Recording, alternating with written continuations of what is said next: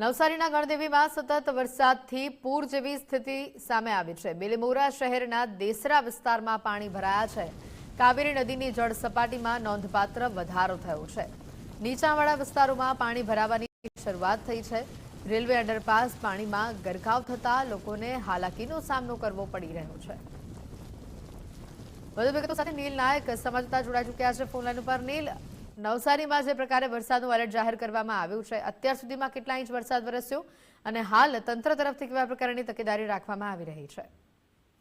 જી, નવસારી, બિલીમોરા અને ચીખલી સહિતના તમામ તાલુકાઓમાં હાલ જે નદી વહી રહી છે, કાવેરી, પૂર્ણા અને અંબિકા, ત્યાં પાણીની આવક શરૂ થઈ જવાને કારણે શહેરી વિસ્તારોમાં પાણી ભરાવાની સમસ્યા હાલમાં જન્મી રહી છે।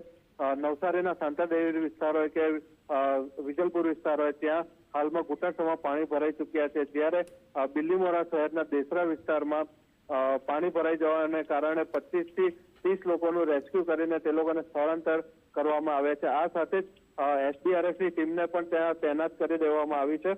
હાલમાં અંબિકાની વાત કરીએ તો કાવેરી નદી 22 ફૂટ પર પોતાની ભયજનક સપાટી વટાવી ચૂકી છે, જેના કારણે તંત્ર દ્વારા નીચાણવાળા વિસ્તારોને એલર્ટ મોડ પર મૂકીને ત્યાંથી લોકોનું રેસ્ક્યુ કરીને સ્થળાંતર સલામત સ્થળે ખસેડવાની કામગીરી કરવામાં આવી રહી છે।